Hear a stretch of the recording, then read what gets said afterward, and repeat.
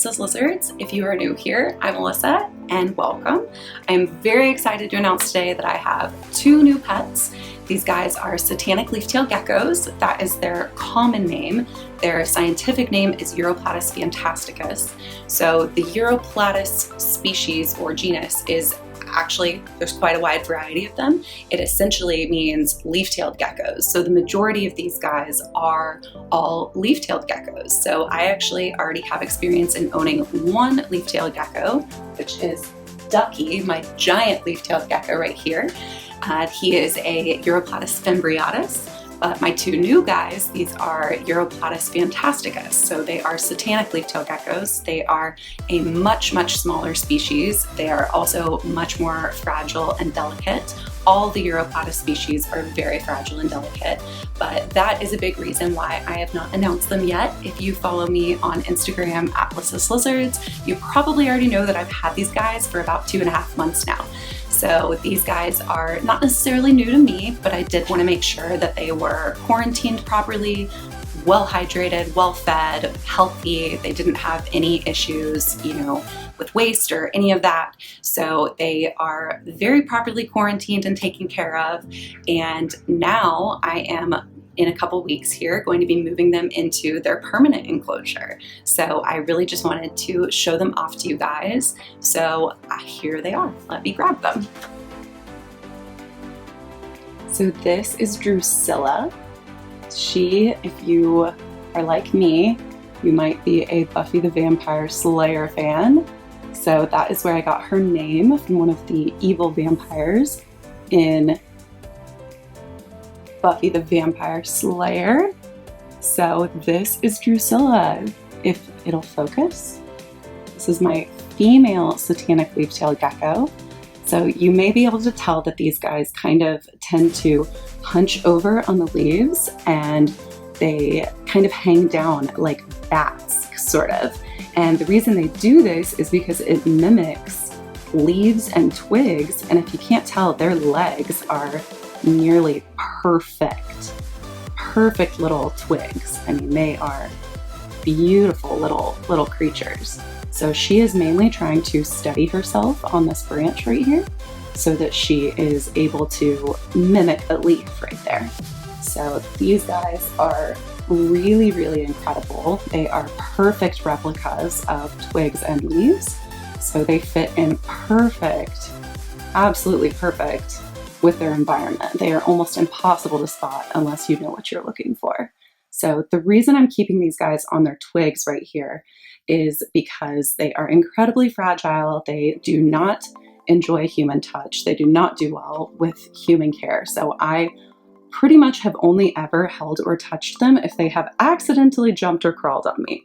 So these guys, I try to handle them and disrupt them as little as possible. They are very much a look and don't touch pet.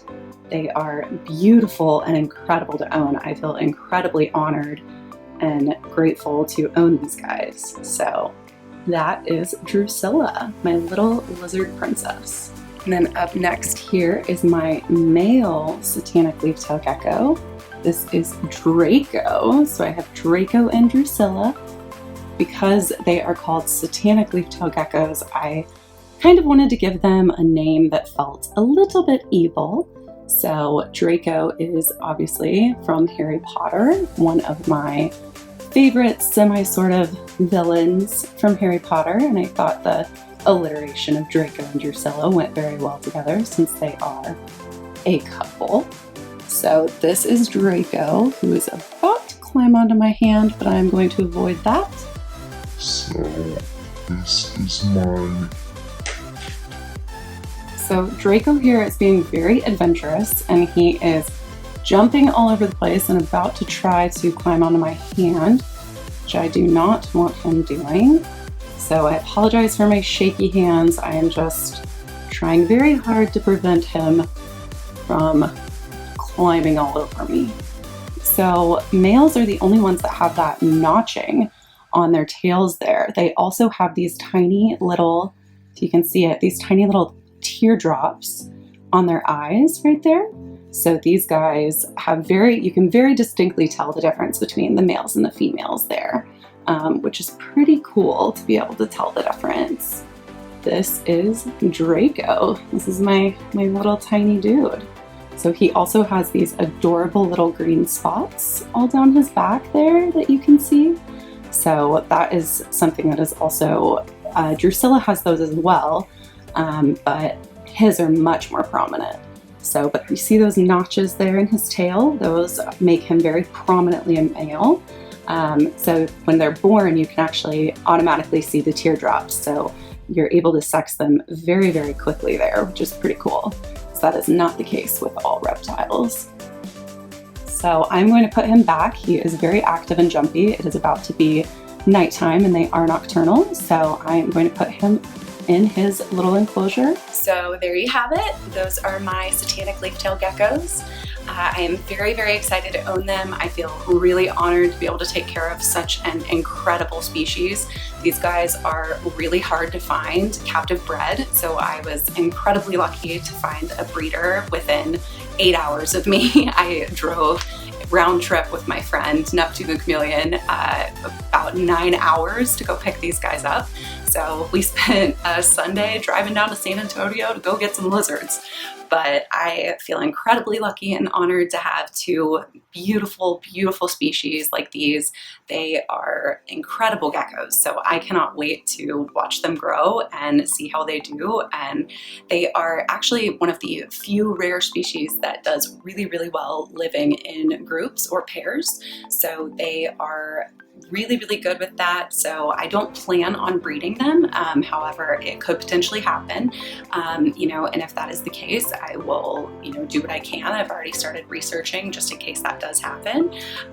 But it is not something that I plan on doing or intend to do on purpose, but I do plan on housing them together. Once I move into my new home, they will move out of their quarantine enclosures and they will move into this little enclosure right here that is going to be their permanent home. So I have it all set up and ready for them already.